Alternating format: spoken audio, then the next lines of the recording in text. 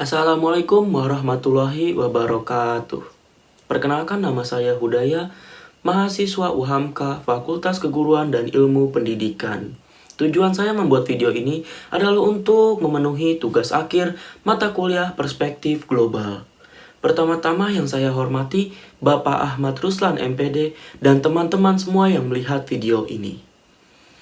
Jadi teman-teman, topik yang saya ambil untuk memenuhi tugas akhir mata kuliah Perspektif Global ini ialah di bidang ekonomi.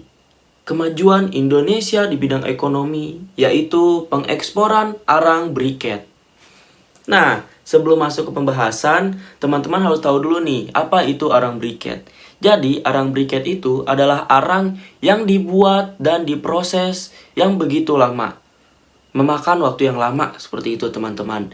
Jadi, arang briket itu berbahan dasar tempurung kelapa yang dihancurkan dan dicampur dengan serpihan kayu.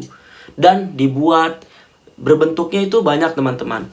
Ada yang berbentuk kotak, persegi panjang, dan juga ada yang lonjong, dan lain-lain. Nah, arang briket itu banyak macam-macam ya teman-teman.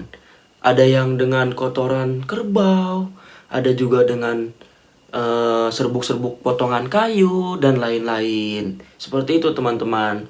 Dan jadi pengeksporan arang briket di Indonesia itu sangat banyak teman-teman. Dan teman-teman tahu pengekspor terbesar arang briket ada di negara mana? Ya, ada di negara Indonesia, negara kita tercinta. Nomor 1, kita tuh nomor 1 teman-teman. Nomor 1 dalam pengekspor arang briket. Bahkan Indonesia dalam sebulan bisa meraup triliunan rupiah yang masuk ke negara kita melalui pengeksporan arang briket. Jadi gitu teman-teman. Banyak contohnya. Anak-anak muda, ibu-ibu, bapak-bapak, semua kalangan. Banyak yang sukses dalam pengeksporan arang briket. Dan arang briketnya menjadi go internasional. Nah, contohnya seperti ibu yang satu ini. Ibu Istiqanah. Ibu Istiqanah sukses dalam mengekspor arang briket dalam masa pandemi. Nah, perjuangannya juga tidak mudah teman-teman. Nah, Ibu Istiqanah ini dulunya hanya sebagai pembuat atau kita sebagai sebut contohnya itu pembuat sisa untuk Arab Saudi.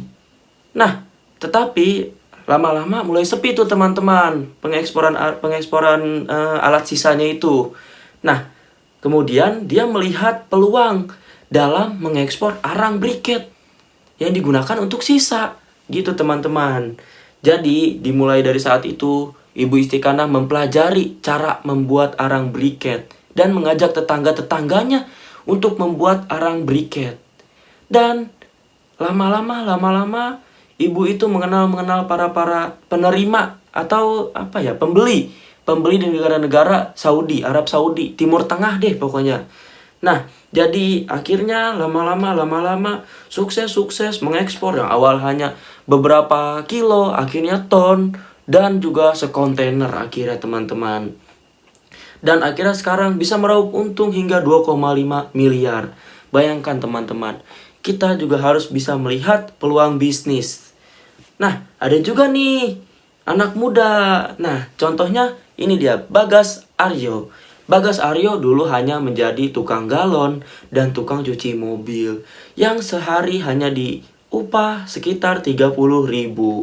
Tetapi lama-lama dia ingin merubah dirinya menjadi lebih baik gitu teman-teman. Menjadi lebih baik. Akhirnya dia belajar di YouTube cara mengekspor barang dari dalam negeri ke luar negeri.